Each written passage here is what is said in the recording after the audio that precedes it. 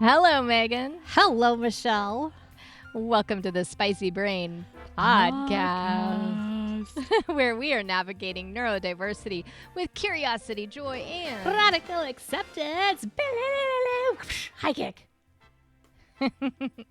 Well, thanks for those of you guys who are joining us that are new. We're so excited for you to be with us. We love to have new listeners.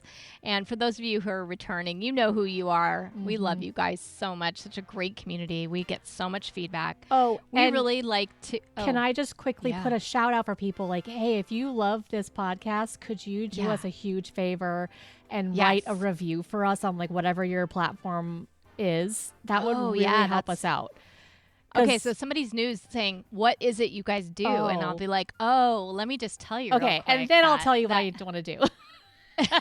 I don't know. Can you tell we do ADHD content, people?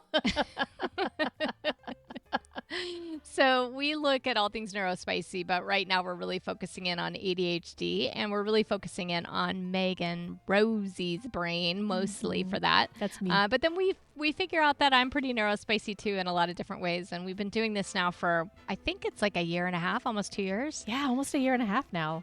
Yeah, a year and a half now. And we keep learning new things every week. It's amazing. Like I'm never not interested in your brain. So that's great because that's really fun. Because you're the one who keeps the engine moving. Yeah. You're the one laying down the tracks and then I just like steam through. I'm like, brrr. So we usually have been following a book, and usually I'm reading the book, and then I bring some things up to Megan, and we like to, sometimes we bring up a story, then we like to like dig into that brain of hers just a little bit, or mine, depending on the day, and then we try to have some strategies. But let me tell you, people, we're not professionals, so we don't always have strategies. We're not professionals. We're just sisters. We're just sisters, exactly. And so we're on this book, Your Brain is Not Broken, by Tamara Rosier, PhD. Yes. And this book, as you have said many times, is mighty but meaty. So we are now getting close to the end of this book, Megan. So we've got a couple more weeks on it, but this one, it's been a doozy. Really good. Yeah. But I think, and very, very helpful. And a lot of strategies actually are coming up in this next section, which is all about, the title of it is Dancing Through the Day, Hacks for Adulting. Oh, so can I quickly do my little disclaimer then though? Like, if you want to help others dance through the day and get hacks on ADHD, it really helps us, you guys, if you could like write a little review about us, about the podcast. Even if you don't like it, that's fine. Like that's fine. Like we'll take the feedback and work on it. But like the more you guys can like write about us or share us, I like right now if you try to type in ADHD, we don't show up. So we need to like get more people just saying if they love us. So we really appreciate it. Thanks, guys. That's all I want to say. And we do have at least 3 or 4 people who have said that they have gotten themselves or someone that they love help with being diagnosed. Yeah. And that's really a huge, it's something that we didn't start this thinking about that at all, but that's definitely one of the reasons why we keep going with it and love it. And because it helps us like a lot. So, okay. So I want to bring up this client that Tamara talks about in this book. All right. Okay. And the client has on a notebook that she like takes into her session, which I just love the idea that she takes a notebook into her session, but for counseling. And it says, pretending to be, quote, normal person day after day is exhausting. Pretending to be a normal person day after day is exhausting. And I was like, I read it. I mean, I listened to it, right? And then I script like what I'm hearing from the book that I want to bring up on the pod. Yeah. That's right. We have a pod. We're so cool. The pod. Yeah. The pod. I heard somebody else say that and I was like, that sounds good. I'm going to try it out this time and see how that goes. I like it. I'm not sure it's me, but I tried. Okay. So my lack of coolness is legendary. So if you listen to any of our palpable, earlier ones, but we love it. Yeah. You'll see the nerd that I fully am. But I was kind of curious what you thought about that statement. Like, do you identify with that statement? And yeah, I don't know. I wrote it down and I was like, what does that mean? I don't know. So, it doesn't make sense to you? I feel like sometimes being a person in general is exhausting, but I didn't, like I'm a mom and I work full time and, fall semester starting for me at the university. So that feels exhausting, but I don't know. Yeah. Tell me what you think when he's a normal person. It's like exhausting to try to be one. Yeah. 'Cause like there's all of these rules that you have to follow and to be a part of normal society. So you have to sit still and you have to not talk and you have to like, it's all these things where it's like, who made up those rules? And, it's exhausting because like, I find that like when I have to like, okay, if you have an itch that you like are trying to not scratch, what usually happens to that itch? It increases. Right. Like you feel more itchy. You fixate on it. Yeah. And you fixate. And so when I'm out with normal people and I have to act normal, it's like being hyper aware of like how I am so not normal. And then I get so itchy. And you want to do all the like little rosy things that you would want to do, right? So, okay, for instance, like, do you have an example? Do you have a good example of this? Because, like, I'm trying to picture you, like, trying to be normal and what that looks like to you. So, okay, I mean, this is not actually being normal. Like, okay, this is just the first thing that came to my mind. But, like, I just got this new game that I haven't gotten a game in a long time, but I found this cute little game that Brian found for me. And, I mean, if anybody who knows me, like, they know, like, my eyes tend to, like, twitch up quite a bit or, like, I blink a lot. So there's this very specific thing like where you're trying to craft I don't know, some sort of flower arrangement. Love it. So then it has like a scale where like the thing goes through and it's like there's a yellow section, a green section, and then a yellow section. So like you're trying to get the line to hit right on the green section. And then you've created a perfect flower arrangement. Whereas if you hit it on the orange or the yellow, then you've only made like an okay flower arrangement. And so you make less money. So what happens is that I'm like, as soon as it starts, I know that like, it's like, it could be literally like a split second, like when you blink, that you can go from yellow to green. So I have to keep my eyes open. But then in doing so, I know I'm not allowed to blink. But then like all of a sudden I want to blink like super, super hard and I can't stop blinking. And I'm just like blinking like crazy, like trying, okay, Megan, just get the blinking out of control. Okay, just stop the blinking. And then my eyes start doing like, what am I doing, Michelle? Like they're like, squint, like literally pushing down very hard, closed. Closed. Yeah, like fully closed, and like you can't open them. And then eventually I'm like, Megan, just calm down. And I have to, even right now I'm doing it and like I can't stop. So I'm just, okay, calm down. And I know I need to like, I seriously can't. I'll explain what's happening right now because I can't verbally explain it. You're like. Your eyes are shut and they keep like trying to open and then they flutter and then they close, lock down again. Okay, Megan, I don't know where we just went in space and time, but I need to know. Well, because like blinking should not be. Is this what you're saying? Like, right? Like it's like blinking should just be a normal thing that people do. But like for some reason, I can't help but like, blink like a crazy woman. And so then I have this thing where it's like telling me you have to be normal by not blinking. And so I'm like, okay, I won't blink. And then I start blinking like crazy. And I can only imagine you playing this game like out in public. Oh my gosh. Seriously. Like, what is happening? What is happening? I think I'm having a seizure or something. Oh my God. Get her help. We need not call 911. I mean, it's a little intense.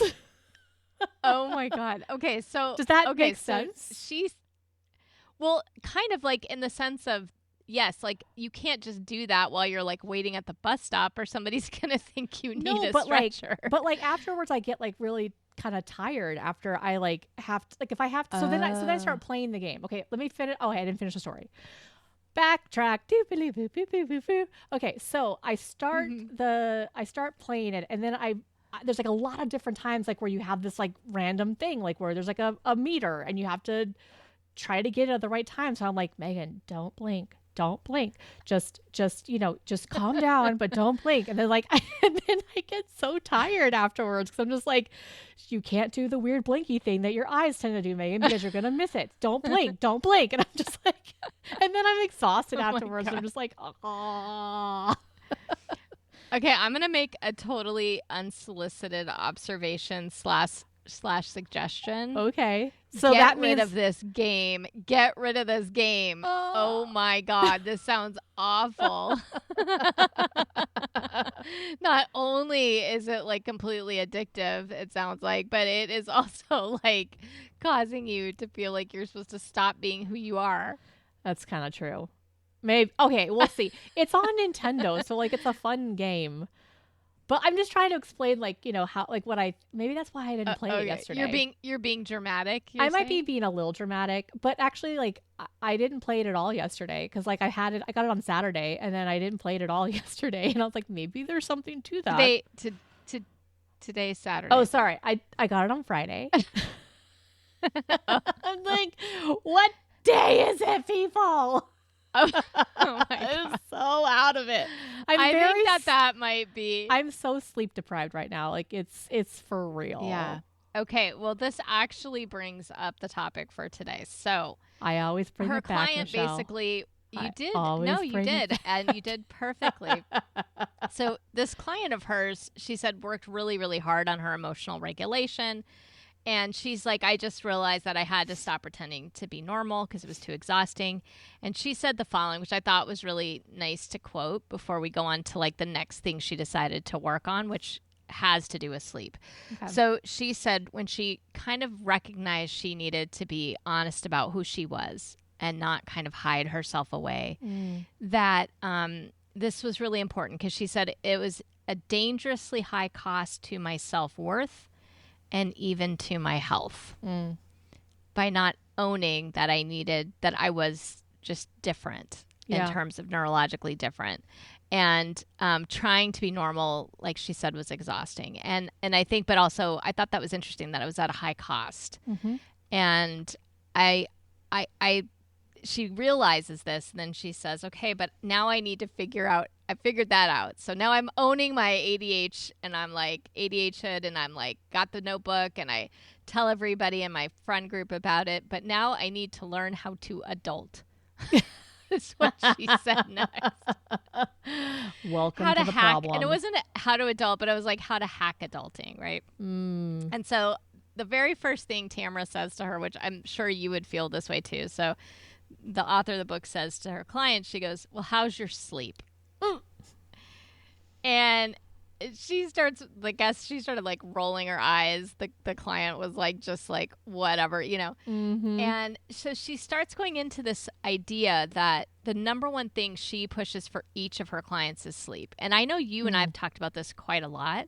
So I thought this would be an interesting one. She talks about some false beliefs, but I just thought we could start with like the story of Rosie's sleep from like young to now-ish. You know what I mean? Like a little bit, a little amuse-bouche of each time in a sense, because this has been an ongoing thing. And she says actually 80% of those with ADHD, sleep cycles are flipped. I thought that was interesting. And instead of like getting deep sleep like more neurotypical people in the first 2 cycles, you wake up multiple times until 4 a.m. And then you fall into the sleep of the dead is how she described it.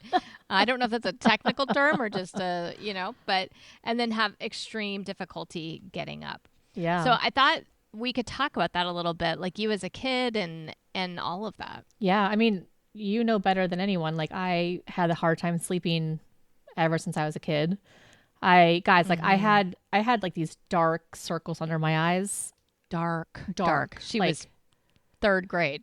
Yeah. Dark circles. Yeah. And that's kind of like the running theme for like any of my pictures of me that age is like just super dark circles.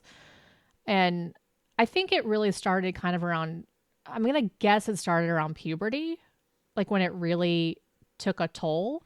But I think for me, like what I noticed when I was a kid is that like I started having all of these adventures and these things that would just like, as soon as my head hit the pillow, it was like, okay, and now it's adventure time. And like, we're going to go on some safari and, it's like, we're going to go through like a cavern. Like there's just all these different stories that would come in my head and I couldn't turn it off. I couldn't stop. It was like a fire hydrant, just like, and then, and mind you, like, I didn't have a ton of stuff in my head until all of a sudden I'd have to fall asleep. And it was like, as soon as the lights would turn off, I would just like wake up. It was the weirdest thing. And I still have that as an adult. I still. Yeah. And then I think as I kind of got further. She says that 3/4 of adults, just so you know, 3/4 of adults with ADHD report inability to shut off their minds. And they do say, as soon as my head hits the pillow, my mind clicks on. That's like my mind clicks on as soon. Yeah. Wow. I thought that was interesting too, because I think that's really similar to what you say. Yeah. No, it really I just is. remember you got a book because you had insomnia from like 10 or 9 or something, maybe earlier. And you found a book or something, right? Like about all the card games. Solitaire. It was like 60 ways to play solitaire. And so I would just sit up in bed and I would try to play all the different, I know like 10 or 12 different ways to play solitaire. Did you have a light on, or were you just like with a flashlight, or how did you do that? That's a good question. I mean, yeah. I remember that the moon was very bright in Tucson. And I mean, probably I had you could almost play by moonlight. Yeah. And I think also the hallway light was always on. But I probably had a nightlight of some sort. I thought I did have a cute little nightlight at one point.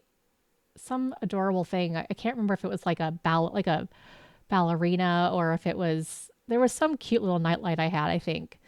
But also I would read the book beforehand when the lights were on, and then I would try to practice it at night. I also did a lot of shuffling. That's how I learned how to shuffle really well, which you'd think like it must have been like when mom and dad's ears were starting to go at that point, because like you'd think they hear like this. There was also a game in middle school called Speed, and I would practice doing that on my own. So I would just like try to see how fast I could get with speed and like how quickly I could go, and the faster and faster and faster. And so that was like, I think I've mentioned this before, but like, then I would get so good with myself that I would then play other people at school, and then they wouldn't want to play me because I was so good. So then I had to legitimately slow my brain down and be like, oh, look, good job. Look at there. Good work. You got one, And so I had to just like keep friends. Just to like keep playing, because I enjoyed playing it, but there was no one who was as good as me. So yeah. Oh, that's pretty good. I love that. Mm-hmm. So yeah, like in high school, I think it became more about like the stressors of social life. And, kind of rethinking and playing in my head one little moment that would happen in school, and playing it over and over and over again in my head. And so I kind of became obsessive with that. And then when I got to college, it became an obsession about death. Like I couldn't stop thinking about death, and I couldn't stop thinking about like the physical feeling of that. And that just like totally overwhelmed me. And, as I got to be a bit older, then it like kind of turned into, I think like once I hit the like death part, I just kind of stopped trying to like think about anything. So I stopped trying to go to bed. I just would like stay up as late as I possibly could, so that I'd be so exhausted that when I finally hit the pillow, I would be in bed. And I think I lived in that for a very long time, like where I just, barely got enough sleep, would stay up till all ends of the hours, like getting stuff done, especially when I started working full time. I'd get home and I had all these things I wanted to do. And like, my time wasn't my own because it was, given to my job.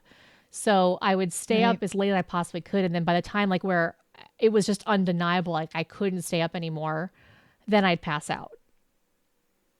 And then I think this is so common though. I think this is common for a lot of the kids that I deal with too. It's not just people with ADHD anymore because of blue light and whatnot. But I do think, but also this Michelle, is such a huge social media. I think like the act of like the social media, like where you're scrolling and doing and all these different things and having multiple screens, that kind of acts like it is. Yeah. It's an artificial ADHD. So if your brain is constantly going, then, it's really hard to turn it off. And the worst times that I ever had about like my worst times of falling asleep was whenever I'd get into flow and I'm firing on every cylinder, just like I am, like I'm just going and forget it. Like I'm not going to sleep. And then whenever like I did finally get to sleep, my rest was not good. It was like I always felt so exhausted the next day. Okay. So she says there are these false beliefs that people kind of get to based on, I think, experiences that are very real, but then sort of internalize as like there's no way to fix it, right?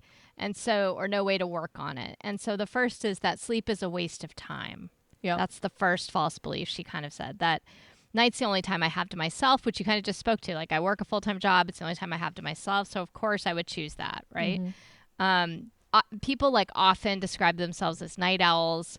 And so they get a burst of energy when the sun goes down. Totally.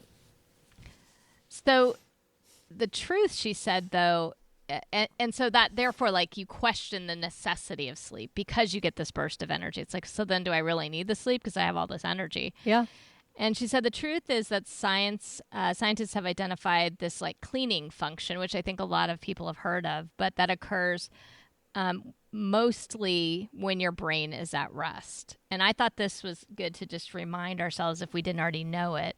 But there's something called the lymphatic system, and it's like a waste clearance system in the body is how she describes it. So it's like runs the rinse cycle and gets your cerebral spinal fluid, the clear fluid that's in your spine and in your brain flowing through, and it gets rid of these plaques that are in the brain. And they're known as beta amyloids. Again, I'm not an expert in this, but this is what she says in the book. And the process, they said, doesn't occur. When it doesn't occur, they believe this protein can build up and form these plaques. And this is the beginnings and the symptoms of Alzheimer's is connected. So like lack of sleep is connected to potentially, right, to Alzheimer's, because these plaques that build up, they see that in brain scans of people with Alzheimer's. And so it's interesting to me that, if you're not getting good sleep, that this can have real consequences for your health long term. That's interesting because, they've talked a lot, Michelle, about how Alzheimer's has skyrocketed and kind of the questions as to why. And like, I just remember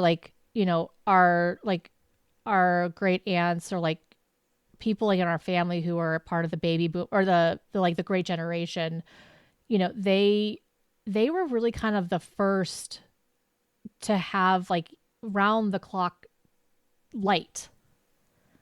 They didn't go to bed like our great grandparents, they went to bed when the sun went down and they woke up when the sun came up. So they probably got enough sleep because that's how much time there is to sleep. But like, yeah, like when the candle went out, you were done. Yeah. Right? And so like, I wonder, cause like, I just remember hearing all of these like older people say, I only need 5 hours of sleep. Like I do really well on 5. Like that's all I need. And it's like, maybe that's part of the reason why like we're seeing such a higher Alzheimer's. Cause like, we're just not getting enough sleep. And this other false belief. She says that I don't need a lot of sleep, right? And people will quote, and students say this to me all the time, like Albert Einstein and, Ben Franklin or whatever only slept for this much time.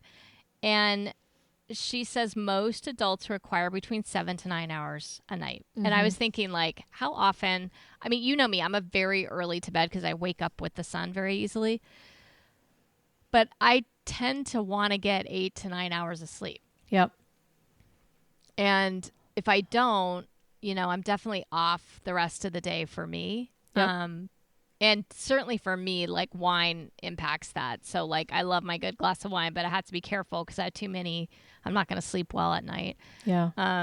So I think that a lot of things can impact this, not just if you have ADHD, but I just think it's much harder for people with ADHD potentially. That makes sense. Yeah. Does it? What part of that?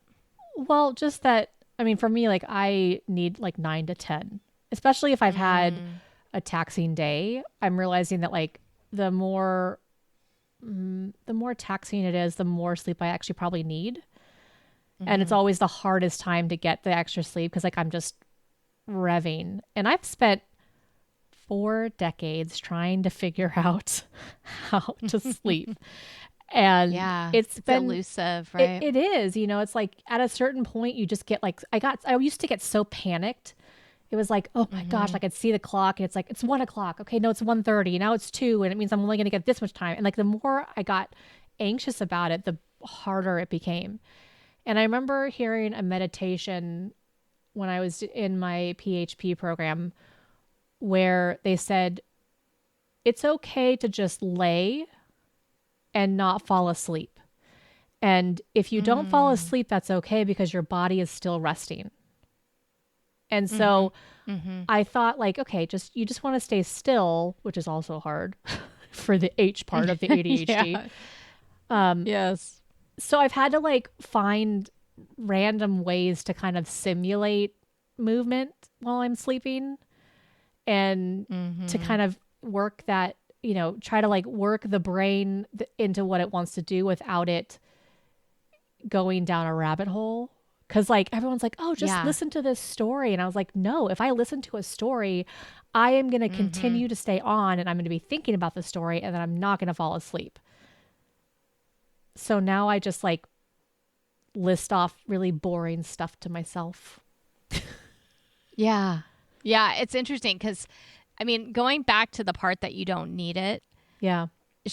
I just want to go back to that for just a second and then we can come back to the part that I think you're alluding to, which is like her third false belief she put in, which is, so going back to the other piece of like that you don't need a lot of sleep, those with fewer than 6 hours, like 6 hours or fewer a night are more at risk for diabetes, heart disease, stroke, cognitive decline, weight gain, and higher stress cortisol levels.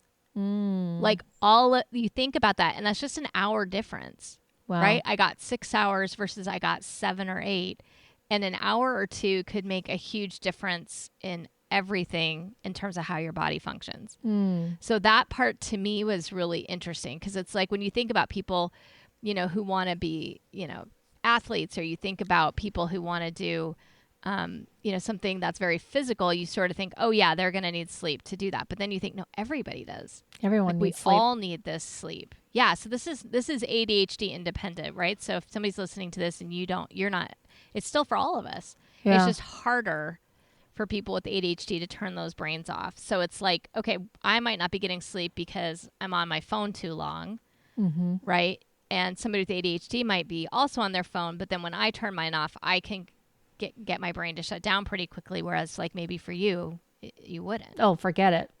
No, it'll just be going nonstop. Yeah.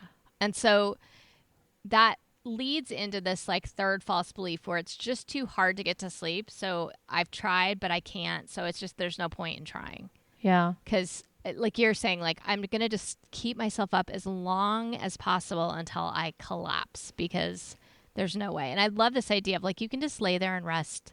And I remember our mom said that to you. Yeah. All the time when you were a kid. Like, you don't have to sleep. You just have to lay here. Yeah. She'd always say that. At nap time or whatever. Because she was like so exhausted. She was like, please let this kid like lay down for a minute, And you would be like dangling her like little her earrings or whatever you were playing with. Well, and she would like. I also like my physical body was always so uncomfortable when I would lay down.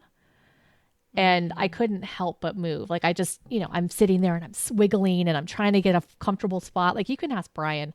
I will lay in bed for like a solid 10 minutes trying to find the right spot to lay in that feels comfortable. Like literally, Michelle, it gets to the point like where, okay, my fingernails, right? Yeah. Like if you take your hand and you like rub your fingernail across like the pad of your finger across your nail, it kind of makes a little bit of like a what does that sound? Like it's a rubbing feeling. Yeah.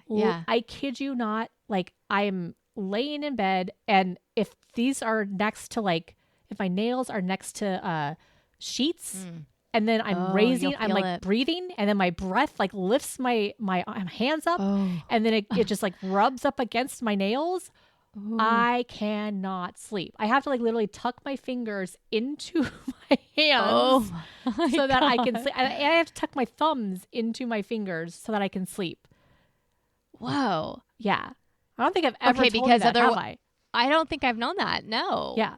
So like you've never been, so that's because it stimulates you. Yes. Like it's because that's like that rubbing sensation, even like a small amount on a sheet.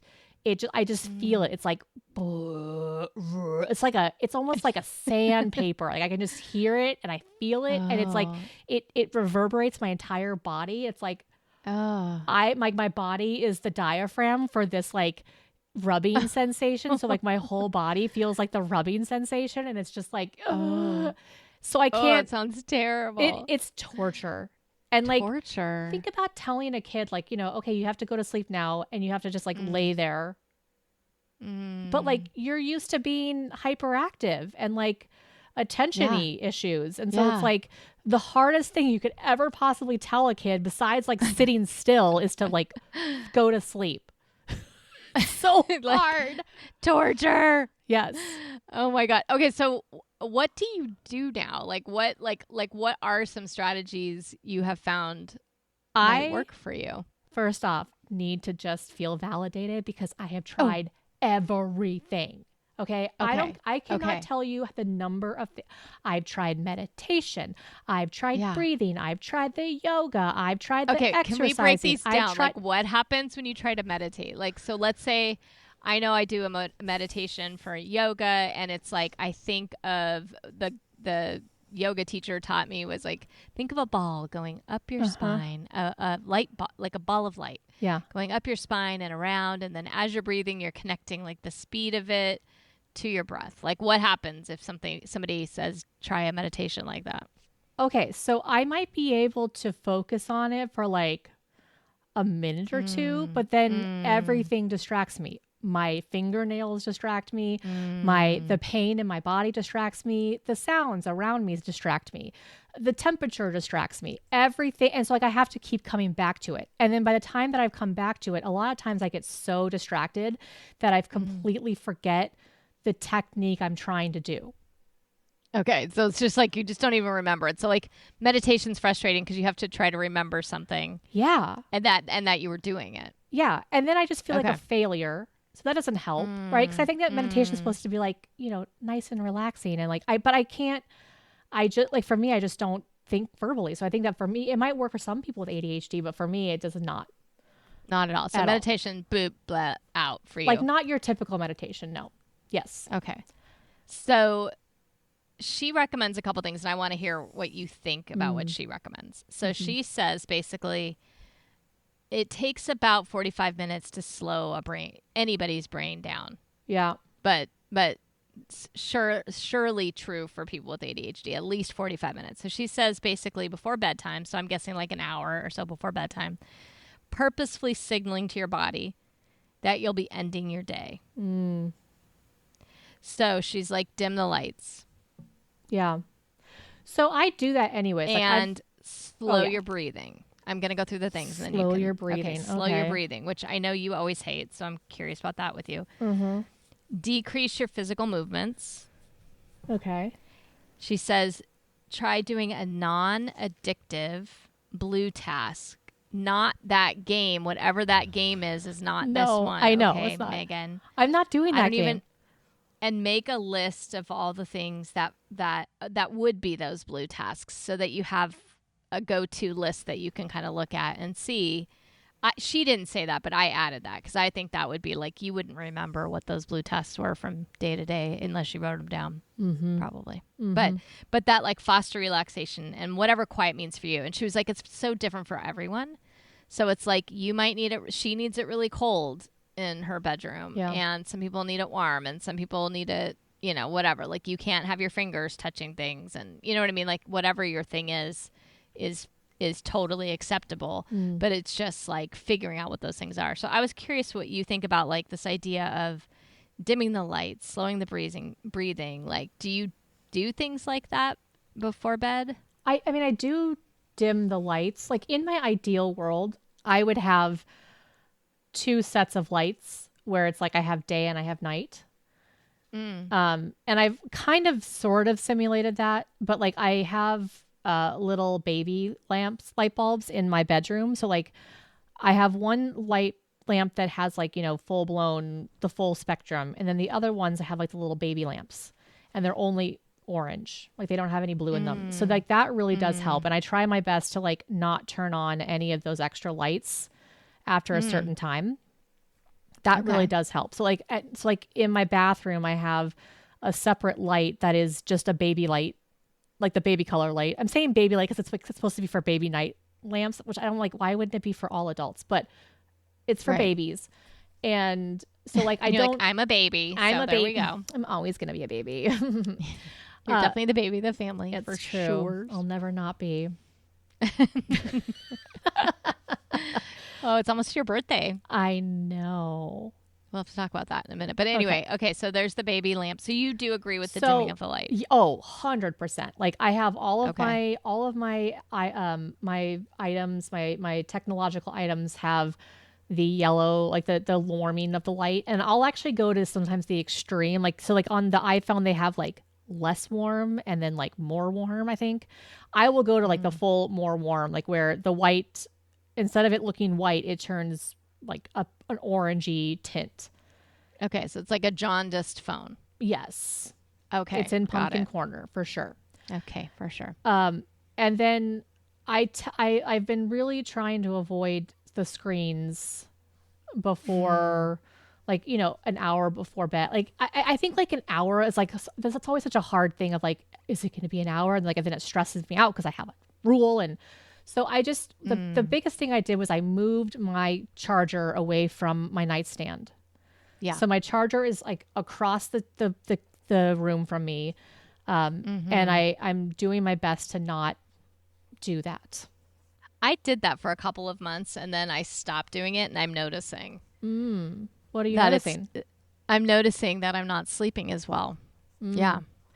It's interesting. So I don't think it's just ADHD people, but I do think that this is like extra, you know, when I talk to Josh about this all the time, I'm like, your sleep matters more than mine does. Like, because I feel like you guys have like these Ferrari brains that just need all the extra energy they can possibly muster. Yeah. Like, you know? My ideal, they're so high tech and high speed and high rate, you know, like where mine's kind of like, la da da, you know, again, we've talked about it before, but I'm like more like the family sedan. I put everybody's, you know, I've got all the butlers in the back. Yep. You know, we're all going to whatever, you know, picnic. So you're in a station wagon. Full on. Yeah. One of those suburban mom station wagon brains. Yeah. For sure.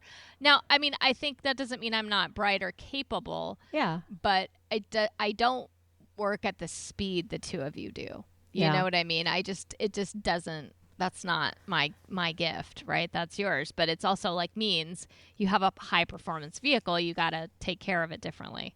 Yeah. And I do notice that. Like, I do notice like my ideal, like if I can sleep as long as I want, my ideal is about minimum 9 hours, somewhere between 9 and 10, which is frustrating because it's like, I got things I want to do, people. And, you know, also that means like if Brian wakes up at 6 a.m. or 5:30 for work, then for me to not get woken up from his alarm, I'd have to go to bed 9-10 hours before that. And that's like even harder. So like it's so frustrating. For sure. But I do think this idea of like non-addictive blue tasks could really help. And so like, what would you say that might be for you? Well, like I love puzzles. So I have puzzle books next to my bed. And those aren't addictive for you, but you enjoy doing them. Okay. So sometimes they can be like, you just kind of keep going depending on how good they are. Yeah. So I have to be a little careful, but at least I'm not on a screen. And at some point, because you don't have the answer, you have to like just walk away from it. Let it simmer. Yeah. But I think also like I've diamond art is that for me. Like if I sit there and do my little, it's very meditative. And it's like when I do the following, I'm like so much better off. I plug my phone in away from my bed. I have my tea. Yeah. I turn on the lights, like dim the lights down enough, right? But I'm doing my little diamond art so I can still see. and then I'm reading a book. And if I do that, those things for me, it's like a sedative. You know what I mean? It's like I can never get through. Like, I don't know. I was reading a Diana Gabaldon book, you know, one of those endless books. Diana Gabaldon. I always loved her, but you know, whatever. So I'm reading it, and there's like a book I've been reading like since the pandemic, because I like read 2 pages and I'm out. Yeah. But that to me is like probably neurotypical brain. Yeah. But I still need to do that, or I'm not sleeping well. So I'm just saying, like, I think everyone needs some routine. It's just like what your routine needs to be, and how much more important your routine is, and how much harder it is for you to keep a routine. Yeah. It's hard for me too. I mean, I haven't done it well for the past several months for sure. So I know I'm out of my routine. Yeah. It is hard. I got really distracted. I got really distracted because Harold came and he like put his paw down and he like moved my arm. Harold, your pug, is so cutie. He's such a cutie patootie. Yeah, I have white noise. That's the other thing. It's like you have really loud white noise. I do. Yeah, I've kind of increased it. 17,000. Well, yeah, I do part of that also for the dogs because they, if they hear anything outside, it's like Daisy's just like little old curmudgeon-y lady is like, get off my lawn, kids.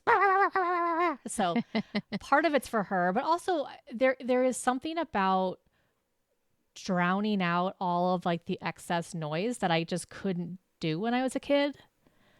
And, you know, we tried, they had just started coming out with those white noise makers, which were fantastic, except for the fact that they didn't have a lot of memory. And so like they had some sample on loop. And so then all I could hear was the loop. All I could hear was the loop. And I just would keep me up. So there is something about. I had that happen too once. There was like a bird that would like caw like in this one that a friend of mine liked, and I remember being like, it would like wake me up out of a dead sleep. Yeah, it freaked me out. Anyway, the sad thing is for me is that like literally, it's like I can tell the pattern of a raindrop of raindrops. Like I can hear the specific tones changing, and so it's basically like a bird screaming in my head at all times. Got it. So you have to be careful which white noise.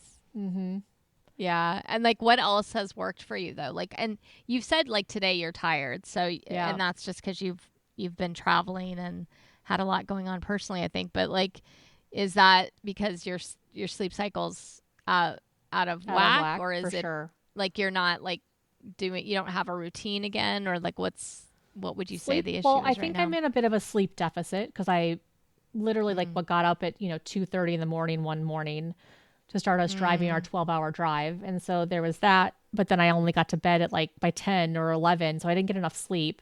And then, like it's just, and so like, and there was another, like, we just had a lot, I'm in a sleep deficit for sure. But what do you have to do to reset? Like what's the things that might have worked for you in the past? Correct. No, but had some things you've said have worked. Yeah, no, I know you have. This is the part that's challenging for me that I'm having even just right now. So I can tell you what's been working for me to help me fall asleep. I haven't figured out the set time yet. So ever since like my job left, like losing my job. When I had my job, it was like, okay, I have a set time I need to get together. I need to get, ready by. So I know I need like an hour or two to get ready in the morning. No, let's be honest. I need 2 hours because it takes me an hour just to wake up. Yeah. But so like once I kind of like had a set time, like, okay, I know I need to be up at this time, then I would just back up my time to 9 hours so that I could like. So now you don't have that. I don't have that. And like Brian's in the middle of like retiring. So sometimes he's got really late days and sometimes he has really early days. And so it's like, I can't rely on him, but I'm also being woken up by him on half the time. So it's like, part of me is like, I think I just need to sleep in a different room for a while, but that's not realistic at the moment. So the thing that I can do like right now is I can focus on getting myself to bed and not, using my screens to help me fall asleep. And so one of the things I've tried a lot of different, guys, literally, if it's a hack, I've tried it. There was one where they're like, just like smack, like do like a drum on your legs. And like, you just do like this drum and like you make a steady beat. And then like you slowly, slow the beat down. And then, and it's supposed to help you relax. Didn't work. Tried the Apple meditation and, it was nice, but then it's like a meditation app. Yeah. The Apple like workout, they have sleep meditations on there, which are great. But the problem is that it's like, she says to you, she's like, welcome to Apple meditation and get yourself ready and cozy. And I'll be right back here when you're ready. And so then I'm like sitting there and I want to have the pretty music on for like a solid 5 minutes, 10 minutes while I get myself. It takes me 10 minutes just to get connected. And then I'm like, well, so now how do I push the start button when I'm in bed? So then I have to use my watch, but then sometimes my watch doesn't connect. It's a whole thing.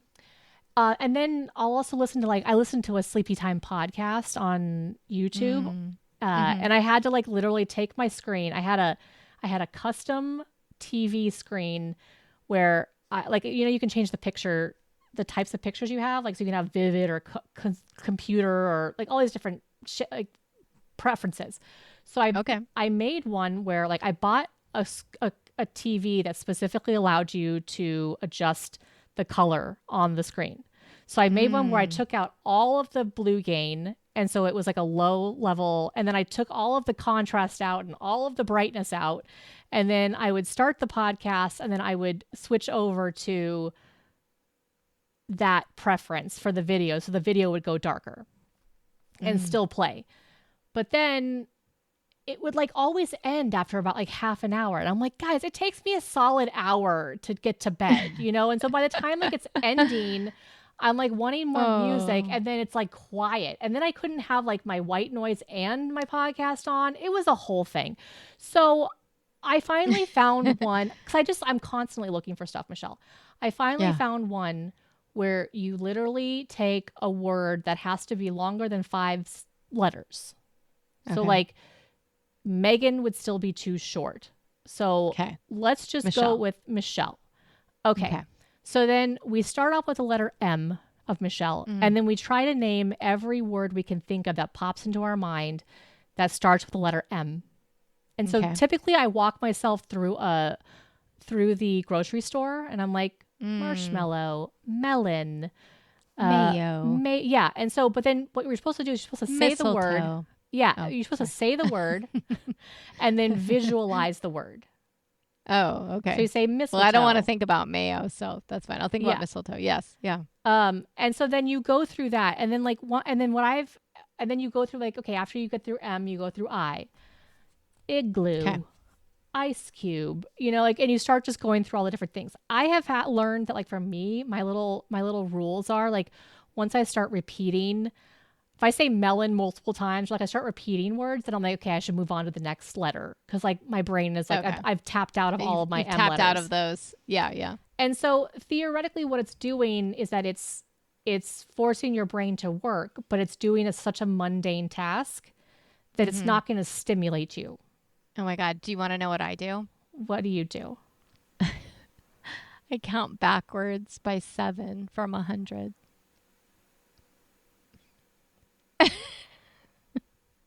Like I keep subtracting 7. How do you maintain that? Your brain I don't. is I fall asleep. So brilliant. But I fall asleep. That's like as I'm doing it because I'm like having to think about it and I'm like, and then eventually I've only ever gotten down to like 50 whatever because I'm like, I'm already asleep. You got to 50? I'd be like 93, 86, 71, no, 79, 72. Am I right? Yeah. But see, then maybe I would like do it and then I would get to 0 and I'm like, okay, now what? -7. No. Then you're adding up, I guess. Oh my God. But you know what I mean? I don't know. But I don't know. I never get that far because I'm always like, I mess up and then I'm like, oh, start over. Because I'm tired. So I don't do it right. You know what I mean? I'm going to try that and see. That's wrong. And see. Yeah, try it out and see. Somebody told me that the other day at work, math nerds, right? So I was like, oh, okay, I'll try it out. And it's really worked really well. Because, people try to tell you to like, count sheep and do that kind of thing. And for me, like my sheep are always becoming more and more interesting. So that doesn't help me. But and what I found with like the one that I do is that it is the nice thing is that you can change up the word every night. So it's so it's different every night. I found myself like the first few nights it worked really well. And then I had pressure to perform. To perform. What do you mean? I was like, it became like a competition, and you were like, "Oh, I don't have enough words," or what? Well, yeah, I was like, "Look at that!" Like, maybe I did like octopus, right? And I got the T of octopus or the P of octopus, and then I fell asleep, and I don't remember. But then it was like, okay, well, then the next night I would try it, and I'm like, "Oh my gosh, I'm getting to the S of octopus!" Like, oh God, why am I not falling asleep all of a sudden? And then I would get stressed out. Because I'm like, maybe you just have to say like, it's okay if you get to S, you just have to go back and start again. I just start a new word. Or start a new word. Okay. Yeah. Because like the thing is, if you start over again, then like you'll remember mayo, remembering what you did. And so that's not helpful. But but what's fascinating is that like some nights I can get through quite a few letters. And then other nights it's like, boom. Boom. Yeah. Now That's so interesting. It did work out really well. Like Brian and I were doing a thing a while back where it was like we like around 9:00 we would take the dogs out for a walk and then have some tea and then try to be in bed by like 10. And we did that for a solid time. And what's fascinating is like now every time we take the dogs out for a walk late at night, I start yawning like crazy. Oh, so maybe that's part of it too, is just that like being really dedicated to that routine. Right. But then I kind of like wonder, that I'm idea, like, right? If I'm yawning that crazily while I'm walking, then if I do that, then I'm awake when I get home because I don't think moving that late at night helps. Yeah. I think it's also like, take the dogs out earlier, right? But that idea or of take them down the road, so like you get that sensation of like literally I can start yawning as soon as I get them to 2 or 3 trees. And we have to take Harold out because he's a pee monster. God love him. Sure. But he got neutered way too late in life, and so it's a habit now for him. So we have to take him out. But yeah, we should do our longer walk earlier in the night. Yeah. I think that's right. Yeah. I don't know. I just think that hard. This idea of like, it's so hard, but it's so worth thinking about. And I really like it's interesting to me too, because I really think when I look at all of the health issues and like now that I'm in my 50s, it's like a bigger deal, even still. And I think the idea of making that a commitment to yourself to at least start exploring it more and thinking about it is important, at least for me. Yeah. No, it is. Like, I mean, I get really down on myself that I can't figure out my sleep. Yeah. Because I know it's so important. But it's also like, don't freak out that you're having trouble, right? That's that double-edged sword of like, oh, now I'm going to, whatever's going to happen to me because I can't sleep tonight.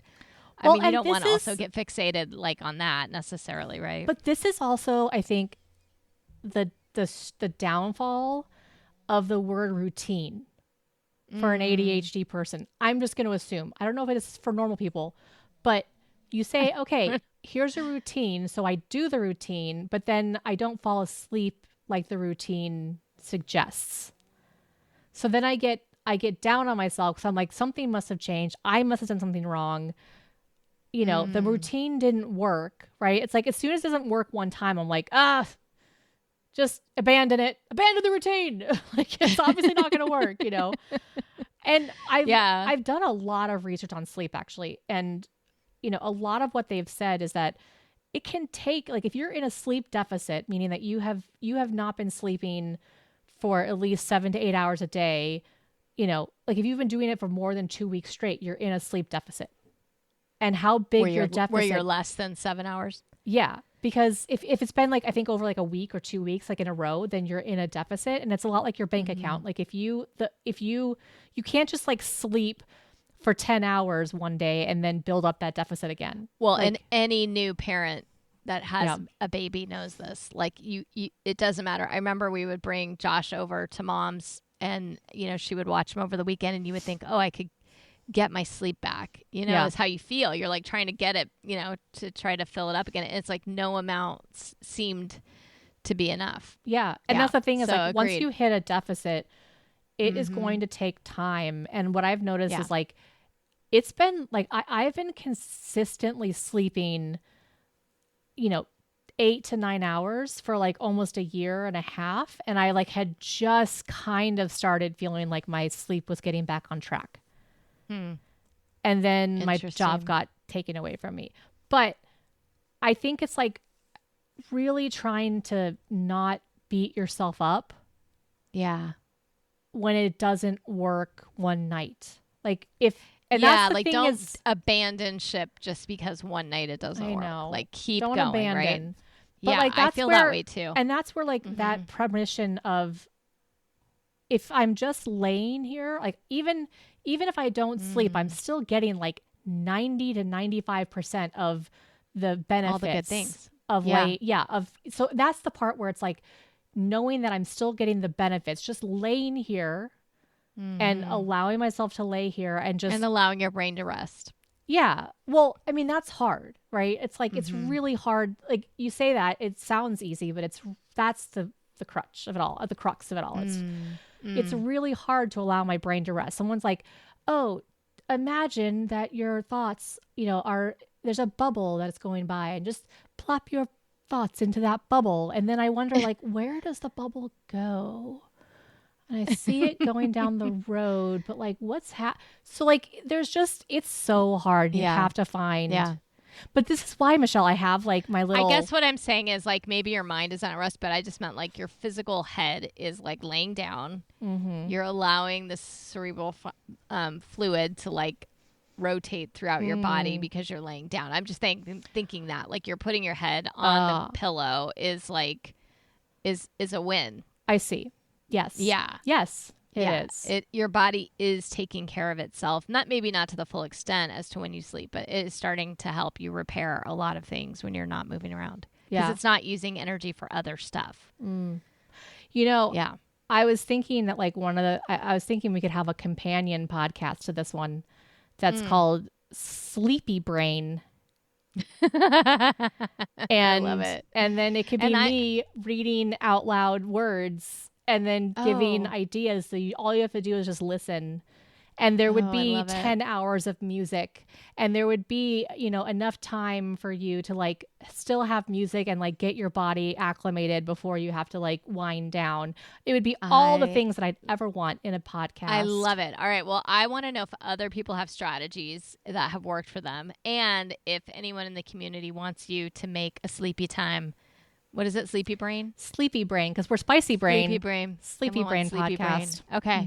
All right, y'all out there, let us know if you want Megan to make Sleepy Brain. Maybe you should try it for yourself anyway. I'll do it. I'm going to try it for at least me and Josh. Yeah, there we go. Yeah. I love it. Well, I love you. Love you too, Michelle. Bye. Bye.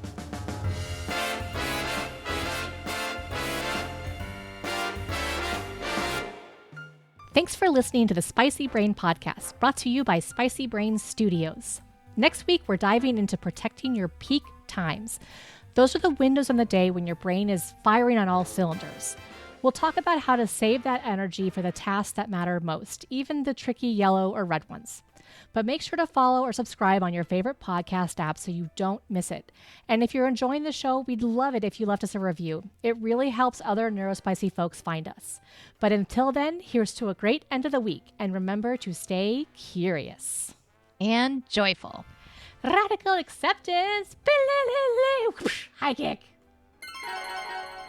You know, the other thing you did, which I forgot to say, was you used to do the melatonin and the magnesium. Magnesium. Yeah, the magnesium I've heard is good. Like, so I've done it between like tea or magnesium.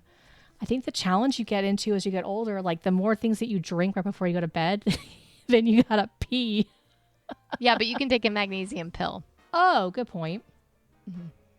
Yeah, they say magnesium.